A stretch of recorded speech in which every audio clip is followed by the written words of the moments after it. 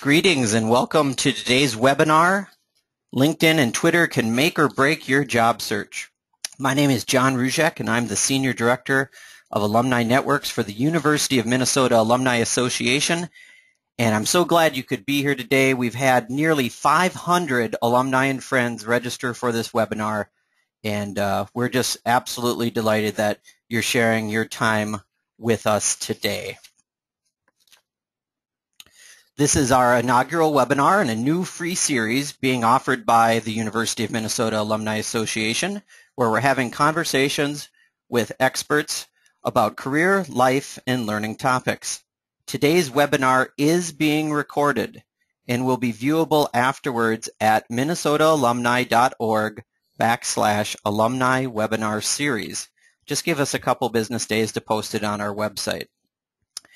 We are doing 8 more career and life stage webinars between now and April, and those webinars will be posted on the website that you see right now on the slide, and you'll be able to access them wherever you are and whenever you'd like.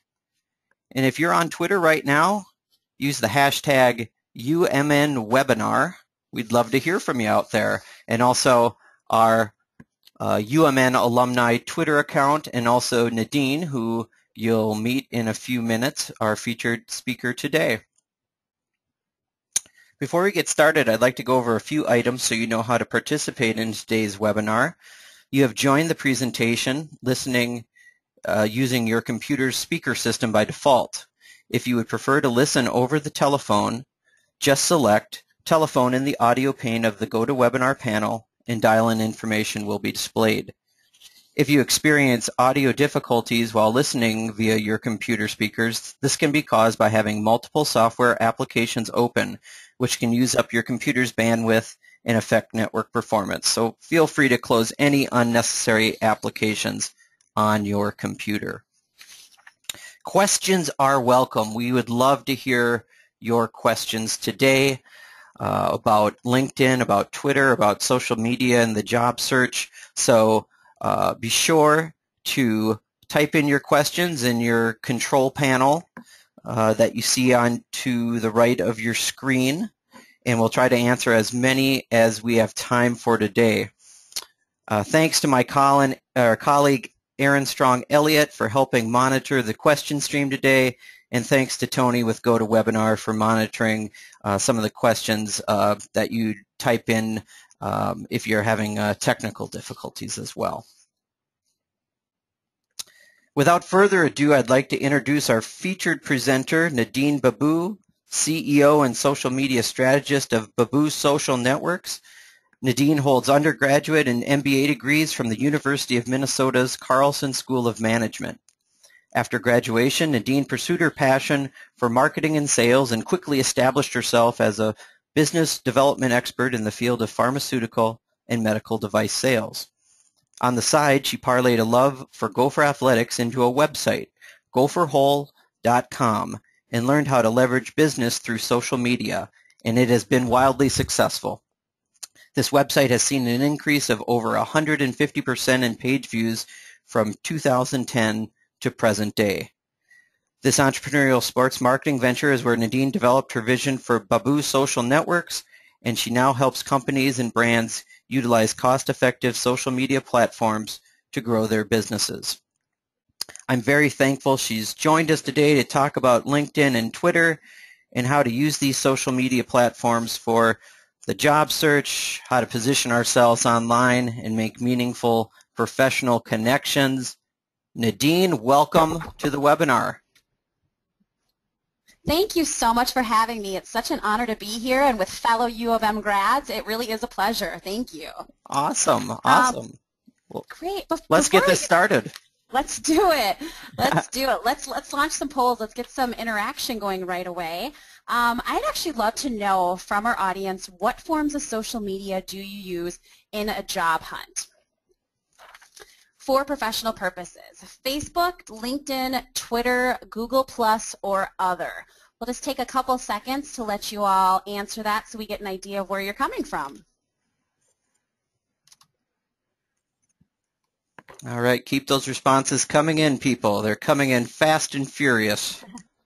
We've got a great crowd. I love the engagement already. Thank you all.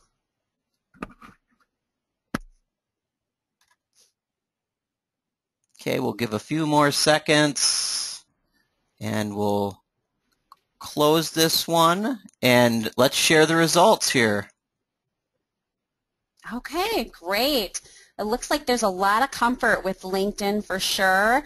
Not so much with Twitter, so that'll be great to be able to cover that today. So it's good to hear that our U of M grads are really comfortable with LinkedIn so far. Let's go for one more question if that's possible. What hesitancy do you have about using Twitter or LinkedIn? Not enough time, privacy preferences, social media is confusing, or I feel I don't have anything to say?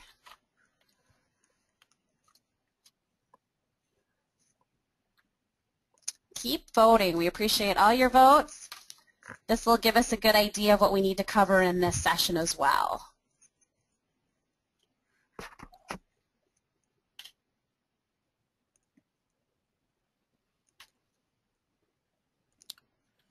A couple more seconds. This one is popular. Oh, wow. All right, Love we'll to hear that. close this one. Okay. And here are the results. Wow, okay, so there's a big variety. So not enough time. I think that we'll be able to address that today because we'll try to teach you guys how to use it in a time-effective way. Privacy preferences, that's always a good question as well. Social media is confusing. Been there, done that. That's actually why they pay me the little bucks for. And I feel like I don't have anything to say. First of all, you all are brilliant alumni. You have so much to say, and so many people would love to benefit from that. So that is definitely not going to be an issue. Thank you all for your participation. I guess we can kind of get started with the presentation now that we know a little bit of background from our audience.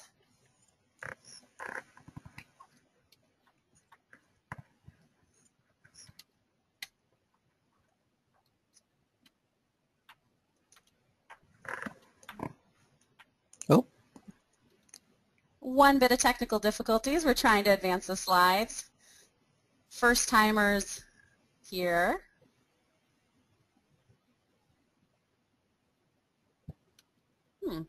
Well, you know what? I'll just start talking about it. So You talk and I'll drive, okay?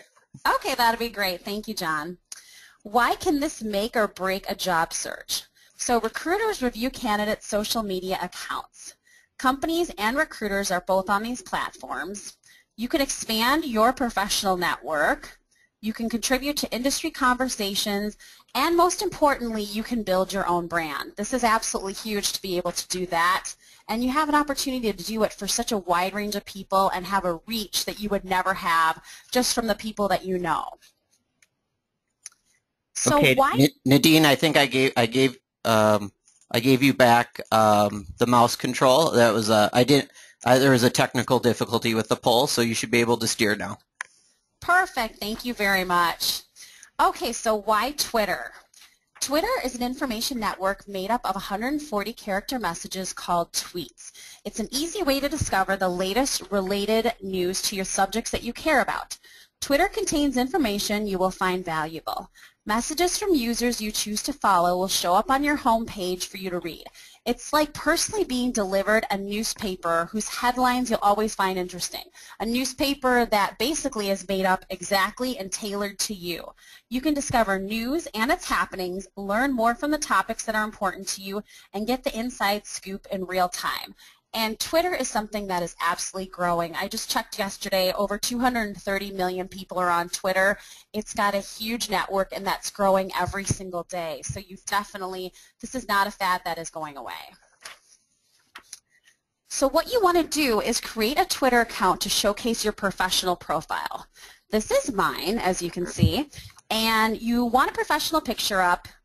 Chances are you probably don't want one with a cocktail in it, just something that's a close headshot to you. You'll keep your Twitter handle as simple or close to your name. This is a really big deal to me because if I'm trying to find someone in a Twitter or if I want to tweet them, I want their name to be in that. So if your name is mine, I could obviously get that handle, Nadine Babu, but say you're John Smith. There are a lot of John Smiths. So what you can do is add an MN on the end or a number on the end or MSP or something else to associate, you know, something else that is relevant to you. So it's really easy to still use your name. You also want a short bio that describes what to expect from your tweets. As you can see with mine, it says where I work. It lists my Gopher Hole involvement, being a Star Tribune blocker, a proud University of Minnesota grad, of course. Yes, my dog does have her Twitter account, so she is also listed on here. I'm one of those crazy people, but she is a really pretty girl. And Leukemia Lymphoma Society Woman of the Year, and I also list that I'm a Gophers and Packers fan because a lot of Gopher fans that follow me, they don't want to hear about the Packers stuff, but I put it right out there in my bio so they know what to expect right away when they see you. So if you're trying to be found, make sure your Twitter account is public and accessible. Another point I'd like on making it public, even if it's private, anyone that follows you can still see your things. They can often retweet you. They can still screen grab. So if you are private, you're really not that private. So you may as well just be public and tweet things that are relevant, that you're proud of, and that really represent you as a brand. Next thing you want to do is develop a regular habit of posting content. For me, I cover the Gophers, so these are a couple examples of tweets that I did during the scrimmage that we had last Sunday. And, you know, obviously use some visuals, post content on a consistent basis, and post about things of professional interest to you. If you're in finance, tweet about articles relevant to your industry. Show that you're keeping up on all the trends. Over time, you'll start to provide value and add to the people who follow you. You can take 30 minutes at the beginning of the week to set your tweets if you're busy, and you can use apps like Hootsuite, TweetDeck, and Buffer to post a few updates a day. I know a lot of people out there said that they don't have time to do it. This is actually a very efficient way to be able to get your messaging out there, see what's going on in a very short amount of time because tweets are so short. It's like reading a text message. I always say the rule with content is be the first or be the best. So if you're breaking news, great, just get it out there, put it out there quickly. If you're not, which most of us can't be the first with information, then you want to actually be the best. So say there's a top 10 list. Point out the thing that's most interesting to you or add your own twist and expertise. So make sure that it's personalized if you're going to go ahead and regurgitate some other information and not be first on it. This is another thing I love, what not to tweet. So you can see this. Last night I applied to a job at Target, 20 to 30 hours a week. I really hope I get this job. It's so easy. All I have to do is push carts. And all Target has to do is look up your Twitter handle and realize that you're not going to really work hard at that job. The other one, my boss sucks. I think this one is probably pretty obvious that you're not supposed to say that. She's late on giving me information, then I get blamed for sending out late emails. I know we all want to vent, but vent to your friends one-on-one. Send text messages or emails to each other privately. Don't do it publicly because someone could either see that or misinterpret it and think that they're talking about you. John, have you seen other examples of what not to tweet? Oh, definitely.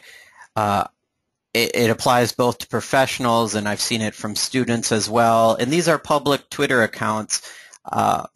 They say recruiters, over 90% of them reference social media accounts when kind of checking on candidates, and at least 50% look at Twitter. And so think about the things that you might be posting about your personal life, maybe outrageous views or swear words, things like that, maybe racy photos.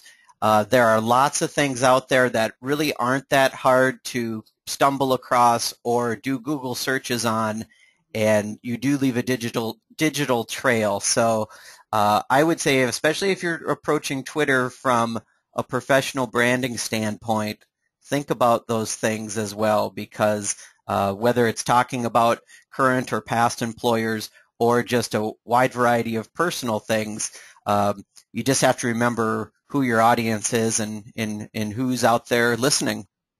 That's a great point. We are actually blessed to have Chris Saka be my MBA graduation speaker for Carlson's MBA graduation, and he actually is one of the founders in Twitter, but he actually had said at a graduation he gets thousands of resumes every single day, and why would I look at a resume when I can Google you? He's like, that shows who you are, that shows the messaging, that shows, you know, the kind of person you are. He's like, anyone can make a really pretty piece of paper, but to Google you and see who you truly are, that's a bigger indication of who he wants on his team. So next up, hashtags. This is something that is intimidating for a lot of people, but it's really quite simple. And actually, John, I'm going to let you go ahead and talk about hashtags a little bit for how you can use them for chats. Definitely.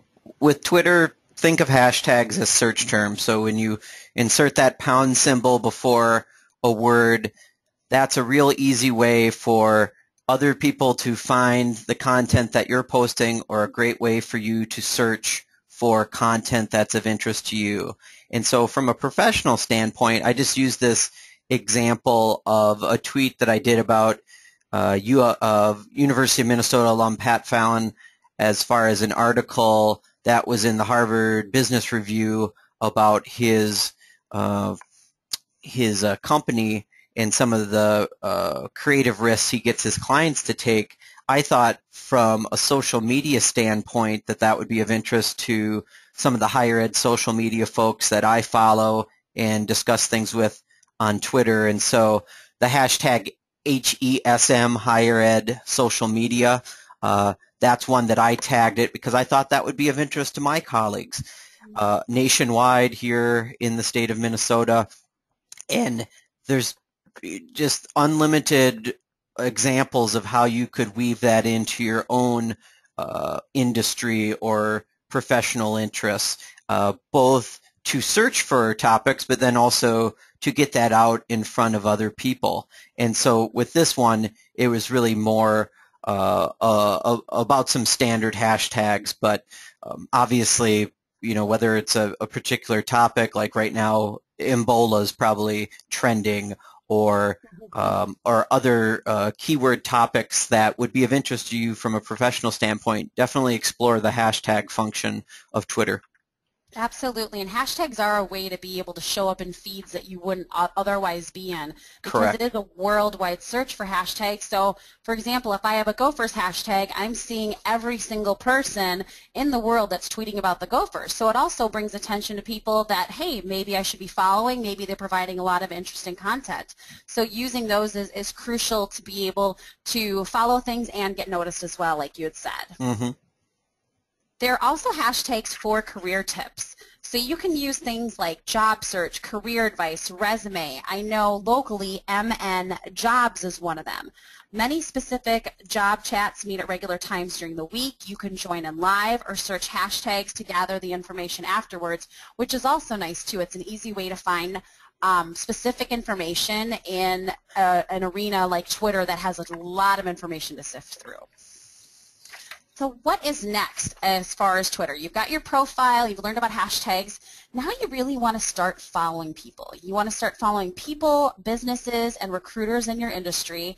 So instead of going to 10 different job sites, you'll get to see the jobs posted on just one stream from Twitter, and typically it's a lot more timely than it takes for them to actually post the job openings on their websites. It's usually the first thing that they get out there.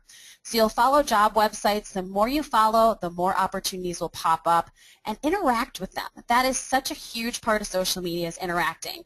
And I'm not talking about replying to everyone's tweet or retweeting or favoriting everything they say, but some interaction there will get you noticed. So you can, you can favorite tweets if you think somebody said something really valuable, or if they have a link to an article that you really like and you can reference it later. And if you're adding to the conversation and providing a different perspective, you will be able to get noticed on Twitter. The next thing is direct messages. You can only direct message people that follow you. So say you have you followed a recruiter, they followed you back. That's when you can go offline and be able to message them, if they have positions open, if you want to meet up for coffee, if you want to exchange emails. That's a great way to be able to do that privately on Twitter as well. Next up is using Twitter lists. this is a great tool, especially with the job hunt, because you can personally organize your own Twitter lists, making them public or private, and it makes it easier to follow and track people and organizations of interest to you. Otherwise, there are ones that are already out there, which is great. Like this one, for example, employers that are recruiting. This is already one that somebody had set up that is following, over 475 people, and this is maintained by others. So you can basically pull up this list, and it's a live feed for you for all following all these different employers, seeing any jobs that they post, and things like that. It makes it really, really easy and very time efficient to do it that way. So just a couple Twitter takeaways. You want to have a clear theme and purpose to your account. Make sure that it's your brand and everything you do, represents yourself. Tweet regularly. Focus on professional interests. If you followed me on Twitter, I tweet a lot. I love it. I have a lot to say. And I also tweet a lot of sports. You don't need to do that. If you can say a couple different things a day or interact with a few people, that's great. Just make sure it's consistent. Add to the conversation and interact with others. Utilize hashtags to find content and participate in chats. Follow people and employers of interest, and use these lists to manage your own contacts or discover public resources that are already out there for you. So I know that is a lot of information in a little bit of time, but we wanted to touch on a lot of things. So we're going to take a moment now to pause and take a handful of questions about Twitter that people have submitted. And we have a question from Paul who asks, what do you think about posting tweets/retweeting on news stories? For example, politics. Paul, that's a great question. I would say that if that's your field, if you're in political science, if you're in politics, go ahead and do that. If you are trying to stay more neutral, I would probably stray away from that a little bit, just because you don't want to put something out there that could hurt your chances of getting a job. And politics is definitely one of those things that people are very passionate about. So if it's not your field, I would probably stay away from that a little bit. We have a question from Bridget. She wants tips on incorporating personal and professional content into one Twitter account. That's a great question too, Bridget. Yeah. I do the exact same things. I feel like it is very important to put some personal things in there. I know there are people that follow me that only want Gopher News. They don't want to know where I had dinner last night. They don't want to know about my dog, but the majority do, and the majority then connect with you on a personal level, and then you're not just a robot or a walking advertisement. So I think putting some of those things in are really good, but kind of with everything else, keep it positive, keep it fun. You never want to really put a lot of negative things out there. John, do you have anything else to add to that one? Yeah, I'd say just I think you can definitely maintain both. I usually try to keep things light as far as non-professional things. News items that I find of interest, like yesterday, some researchers said that they were able to verify that a piece of plane that they found in the South Pacific had a high probability of being from Amelia Earhart's doomed voyage across the Pacific, and for me, being a history buff, that was really of interest, and so I retweeted that, and a couple people picked that up. So I kind of tend to go with my instincts as far as what personally interests me, what's not. I definitely probably have my own accounts straight, or don't delve too much into politics or super controversial issues. I kind of leave that for my friends on Facebook, but just try to think about those things that are of interest to me, and then hopefully maybe other people, find it of interest as well. Thank you. We've got one more question that we're going to take from Beth, and we apologize if we can't answer all of these, but also feel free to tweet John or I any of these questions, and we're happy to get back to you. But Beth had a question. If potential employees are checking your Twitter, does it reflect poorly if you don't have one? I wouldn't say it reflects poorly, because some people just don't have a Twitter account, and that's fine. But what we would do is we're kind of doing this webinar to be able to encourage you to get out there and be able to have that, and then have that as another tool in your arsenal to show who you are and what you're about, and hopefully that will be something that helps you get a job as well. So if you, even after today, if you're like, absolutely not, I can't have one, I don't want one, I understand that won't hurt you, but it could help you find a job if you do set one up and you set it up correctly. So you guys are asking such great questions, and we're sorry we can't get to them all now, but we will answer some more at the end. And I am actually going to let John go ahead and take it over and talk a little bit about LinkedIn. Thanks, Nadine. So what are these images that you're looking at? Well, to the left is what's called a Rolodex, and that keeps business cards. And to your right is a stack of resumes. And I actually still have both in my cube. I meet people along the way. I get business cards. People give me resumes, and I do hold on to them. I'm probably behind on my business card filing. But the reason I show you these is that I actually don't rely on my physical Rolodex very much or go back to my stack of resumes in my cube, because probably 9 times out of 10, what I need to find out or remind myself about a professional colleague that I've met along the way is something that I can find on LinkedIn and is more up to date than what a business card from 2 years ago or a resume that's been filed away in my dusty file drawer would contain.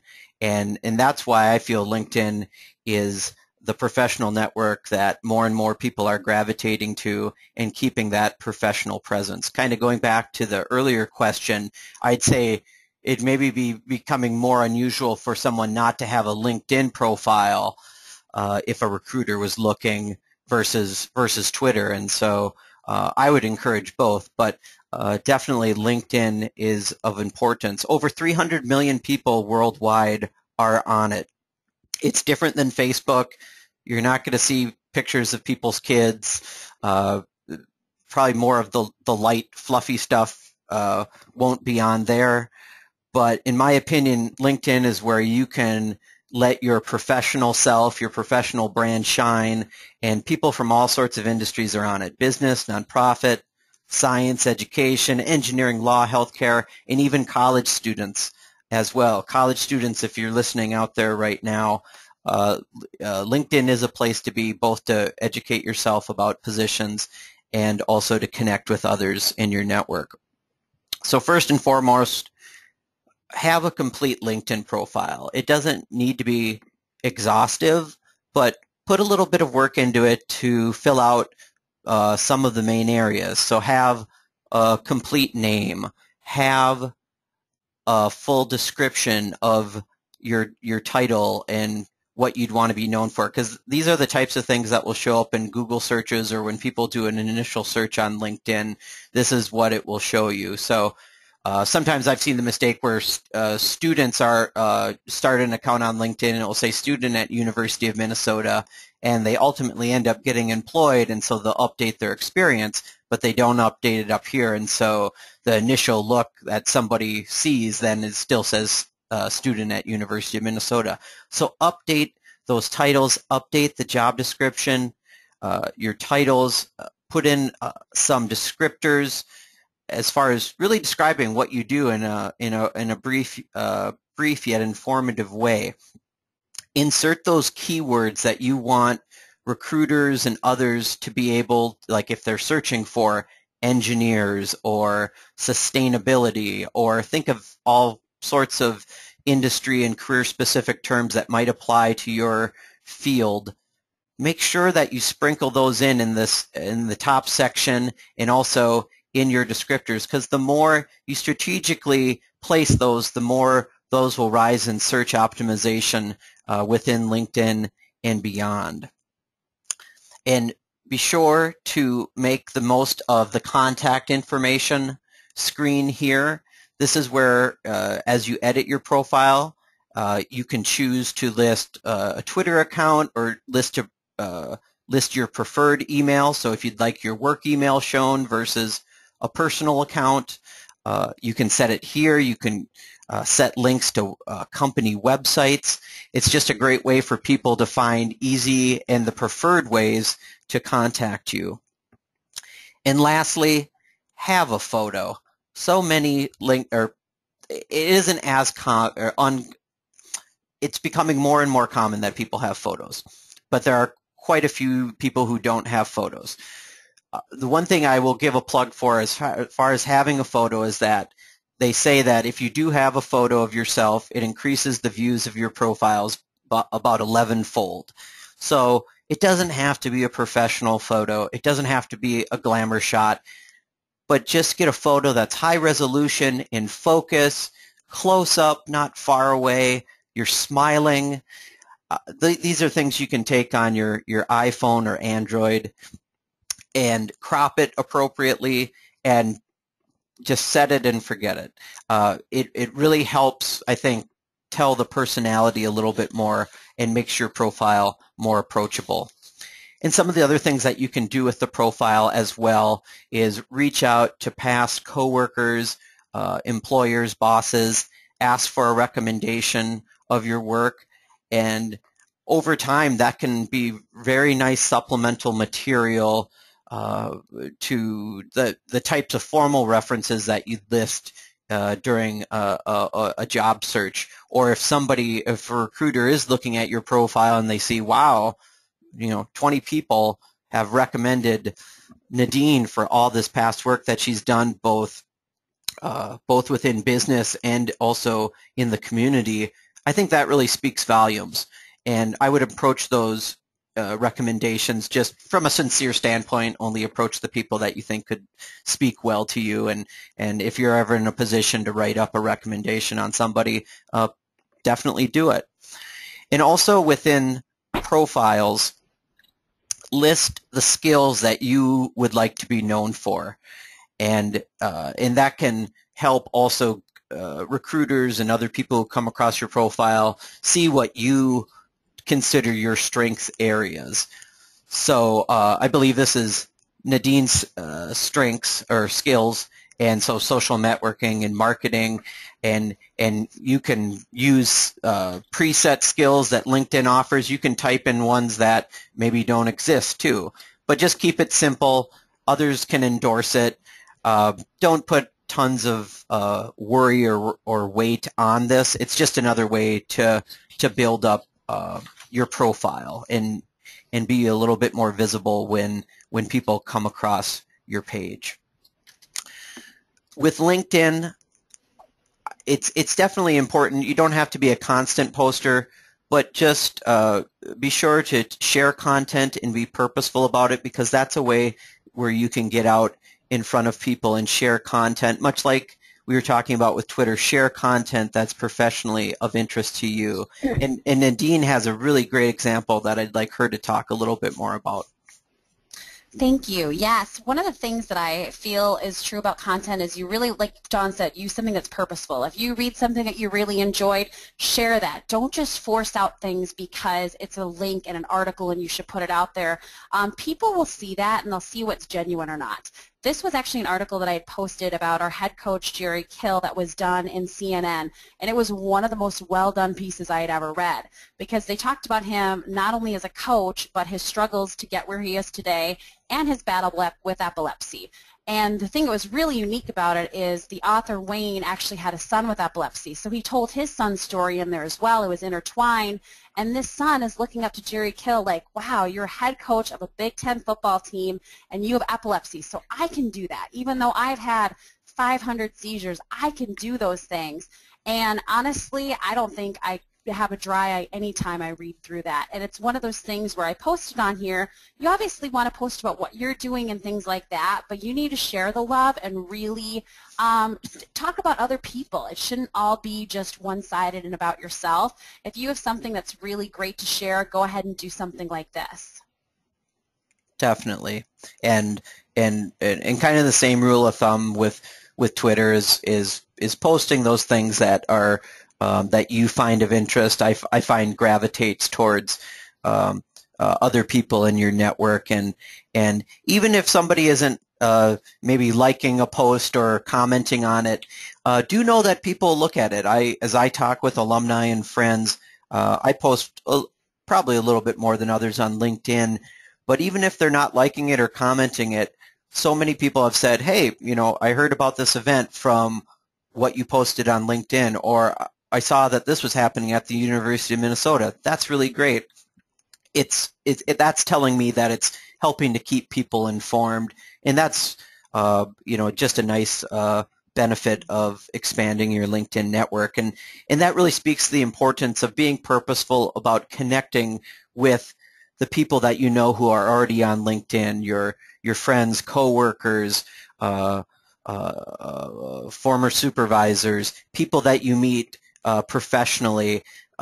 Take a moment to send them an invitation and get connected in, because life's really busy and we're all off doing different things, but this can be a nice tool to stay connected professionally, and definitely will help with future networking.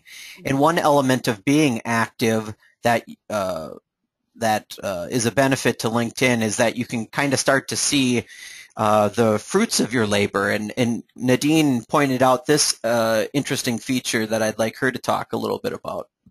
Yep, this is one of those things that is a newer feature on LinkedIn, and I actually didn't know about it until recently. You can actually see how you rank amongst your LinkedIn contacts, amongst how many people have viewed your profile. So I was actually very surprised to see this, because just by doing a minimal effort on LinkedIn, I'm within the top 4% of people that are viewing profiles with my almost 1,400 contacts.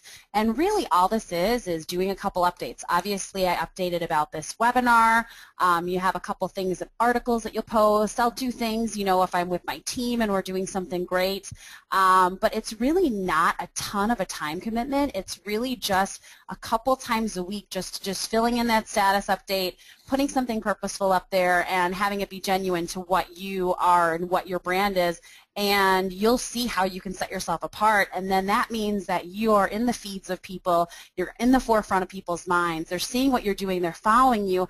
I've had people reach out to me that I haven't seen in years and years, and that never like a status, never comment, and they know exactly what you're doing. So just like John had said, even if you're not getting comments or likes on it, it doesn't mean people aren't seeing it. It's amazing how many people are more lurkers, and they don't participate as much, but they read everything. So keep it up.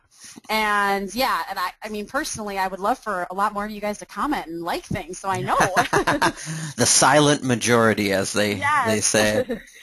And as you build your networks, my biggest piece of advice to people starting off on LinkedIn or just trying to build their network, and this probably applies a little bit more to maybe people you're not as familiar with or not close personal friends with. But I think actually probably when I linked in with Nadine a while back, I did do a customized invitation as far as saying, hey, we have these people in common. You might not remember me, but I worked at the Carlson School long ago when you were in the MBA program. Love the stuff that you're doing on Twitter. Would like to add you to my network on LinkedIn. And by taking that extra step to customize, you're kind of filling in the who, what, when, where, why about why that person should connect with you. So many times I'll just get an invite from somebody on LinkedIn saying, add me to my network on LinkedIn. Well, if it's my mother, yes, I'll accept it because I know who she is. But if it's Joe Smith from off the street, I have to do maybe a little bit more, connect the dots as far as why that person wants to connect. So take the opportunity to customize and let the person know why you want to connect. Much like if you were sending a kind of a cold call email to somebody to set up in an informational interview, you want to be informative with that person. And what I'd also recommend, if you use LinkedIn mobile, use the customized feature of it.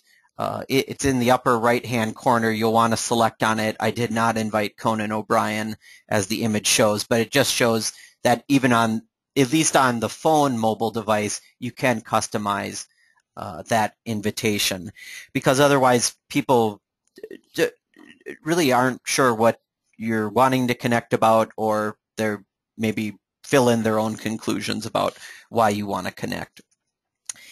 And then quickly, this can be found in most people's profile pages, is under contact information, you can, or excuse me, under relationship, Under the relationship component of your contacts, you can make notes to yourself about maybe a meeting with somebody, set a reminder to say, hey, I want to contact Nadine in 6 months, make a reminder about how you met.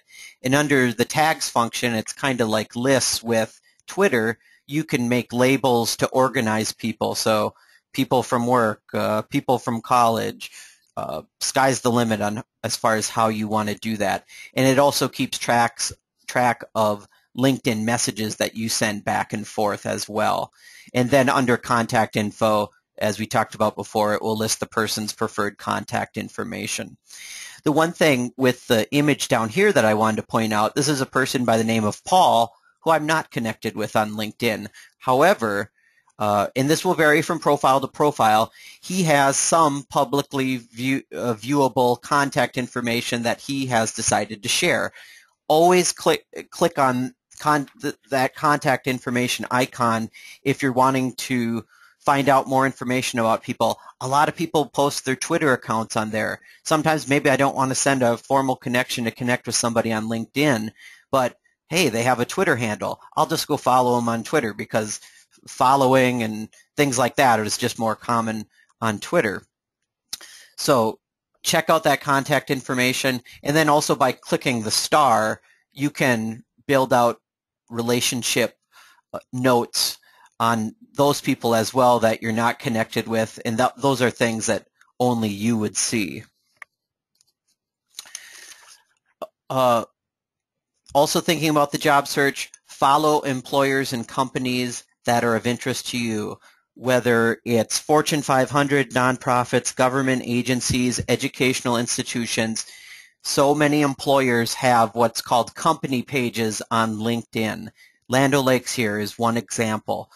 You can follow these companies. You can get in your news feed recent updates about what that employer is stressing. So as you're doing the research process about applying for jobs, interviewing for jobs, you can see from a very high level what that organization is promoting.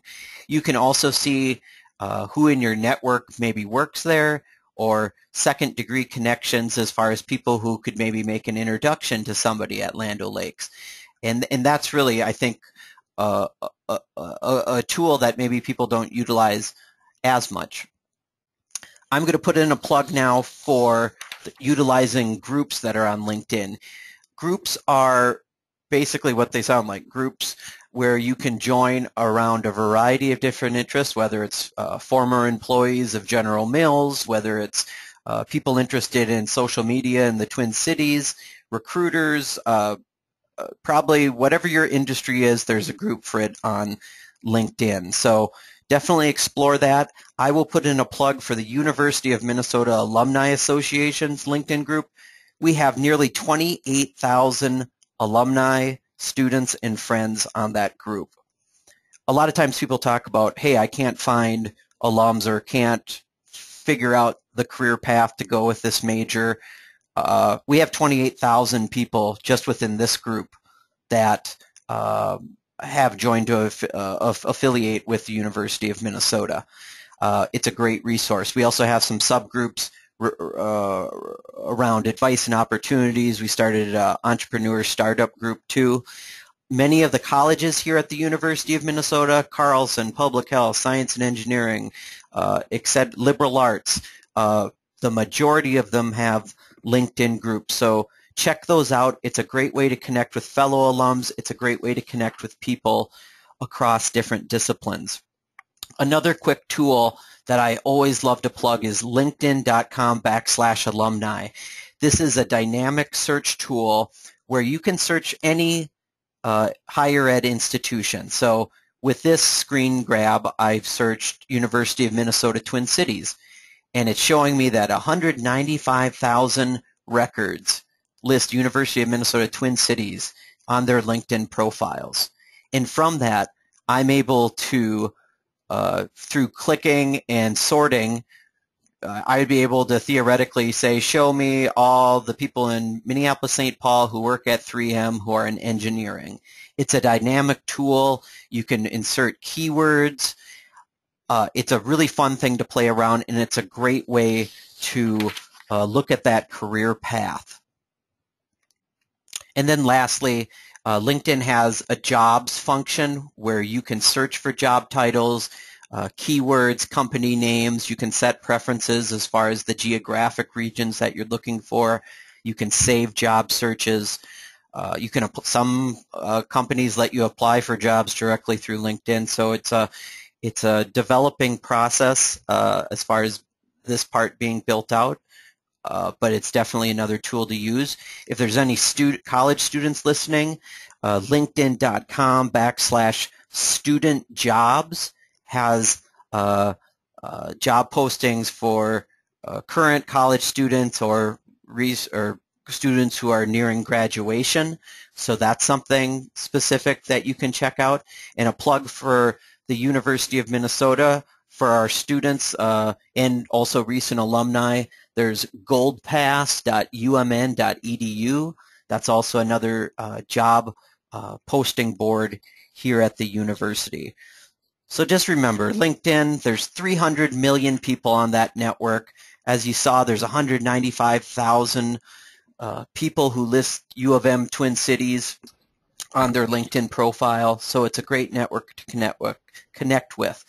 So complete your profile, insert those keywords, share content that interests you, customize invitations to connect, let them know why you want to connect, leverage those personal management tools, follow employers, join groups, utilize our U of M alumni network, connect with others, both here U-wide and also at the collegiate level, and search career paths with linkedin.com/alumni. Nadine, do you have any other points to add before we field some questions in our remaining minutes here? Not really. I think we have so many questions that we should probably get to those and answer these great questions that the audience has sent in. Let's do it. All right, perfect. And great job on LinkedIn, John. I know I learned a lot. We have a question from Iris. What are some appropriate LinkedIn titles for recent college grads searching for jobs? John, do you want to go ahead and take that one? Yeah. I'd say just keep it simple as possible.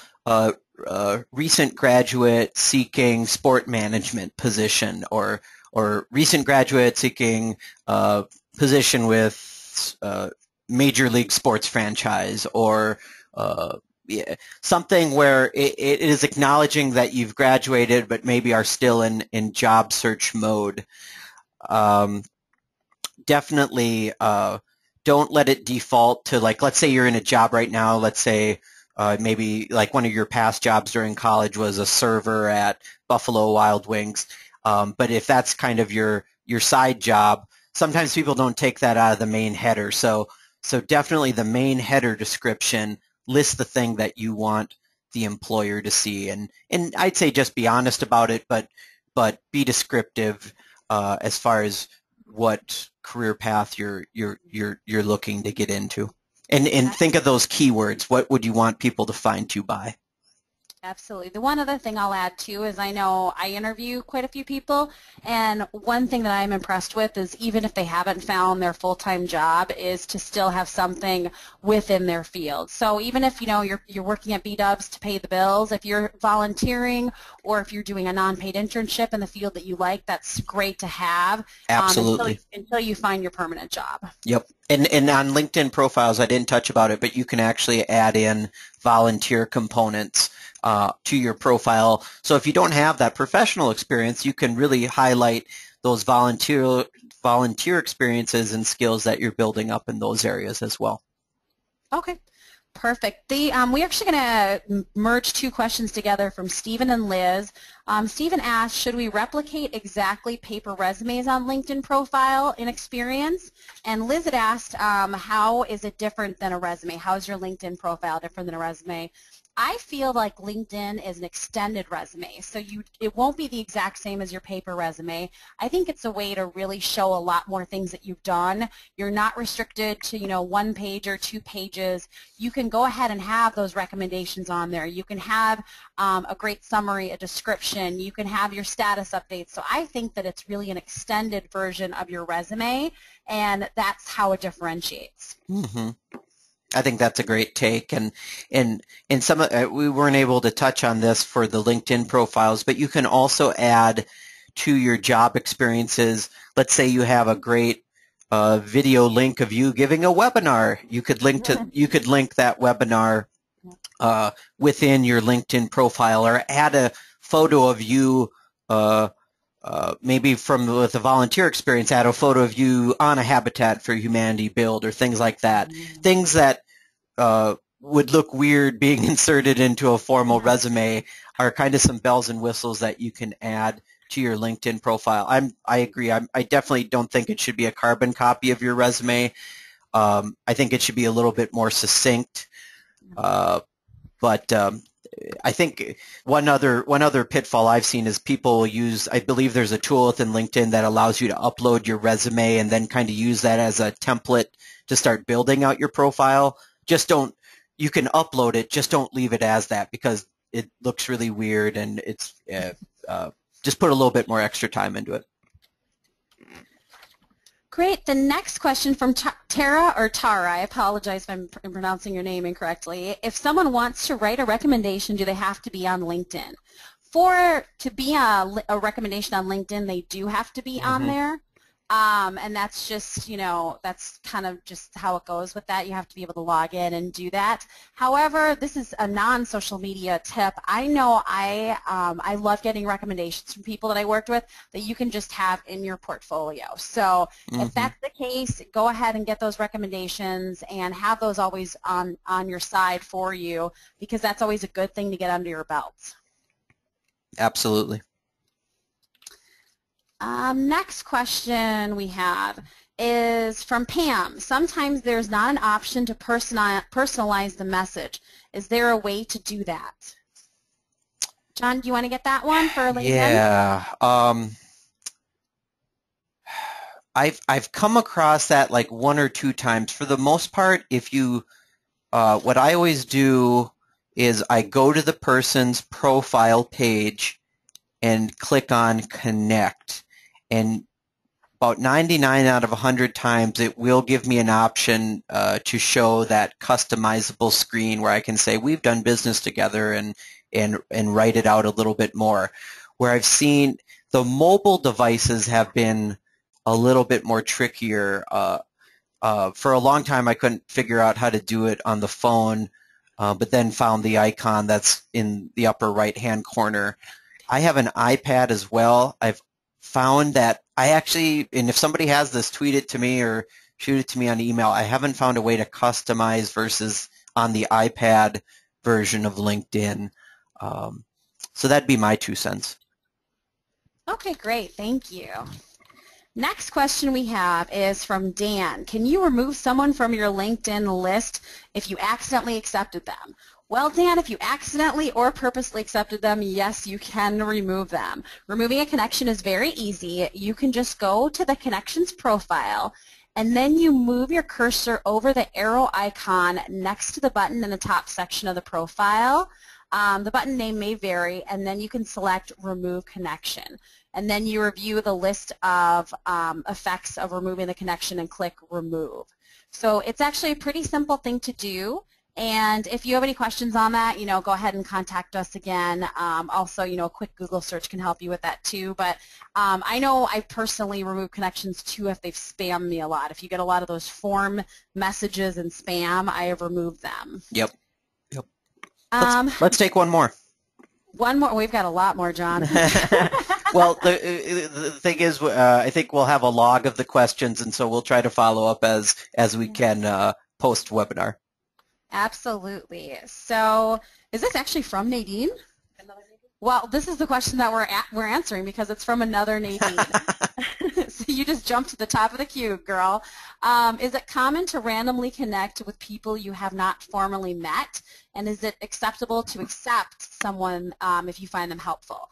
I say yes. That's the whole idea with social media. Like I said, if there's someone that I have mutual connections with and they write a thoughtful note, I mean, for any of you listening today, if you're saying, hey, we listened to you on the webinar and you were so wonderful, I'll accept you. If you say, I listened to you on the webinar and I thought it was horrible, I'm probably not going to accept you.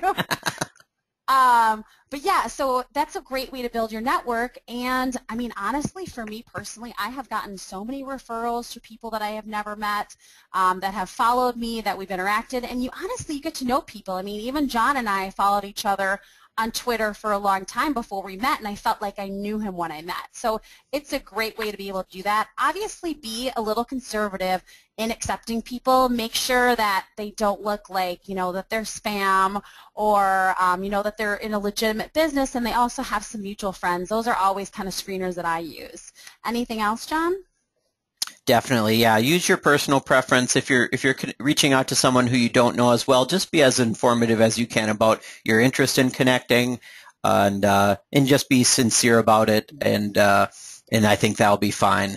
LinkedIn used to have some problems with like spam accounts. I think they've gotten better at weeding those out over time, but just use your personal judgment. So. Exactly. And if you guys want to connect with Nadine or myself via Twitter or LinkedIn, we got our contact information here, and also all of Nadine's good stuff with Gopher Hole and Babu Social Networks. Nadine, thank you so much for joining us. I really, really appreciate it. Thank you for having me. It was a blast. All right, we'll do some other announcements here. This is coming to you from the University of Minnesota Alumni Association. If you'd like to connect with us on Twitter, here's our Twitter handle. Join our LinkedIn group. Search University of Minnesota Alumni Association. It's the one and only. Nearly 28,000 members. Hey, let's get over 28,000 after today with that. And if you're looking for other social media channels that we're on, or just all the information about us, minnesotaalumni.org. Coming up, November 21, is it time for your second act, making the most of career transitions? That's going to be our next webinar, being brought to you by Kathy Muldoon, who's an executive coach, and you can RSVP at minnesotaalumni.org/alumni webinar series. And then on December 5th, we're switching it up. We're doing a life stage webinar about world travel, and it's how to see the best of the world on your next vacation with alum Matt Chua. And we're really excited about that. He's excited, and again, RSVP at our website. And members of the University of Minnesota Alumni Association make new initiatives like this webinar series possible. So thank you to each and every one of you. Because of our members, we can enrich the lives of alumni, support student success, and make a better University of Minnesota. So consider becoming a member today at minnesotaalumni.org/join. This is the conclusion of today's webinar. Thank you for joining us and for being an active member of the worldwide community of University of Minnesota alumni and friends. Have a wonderful day, and Ski-U-Mah.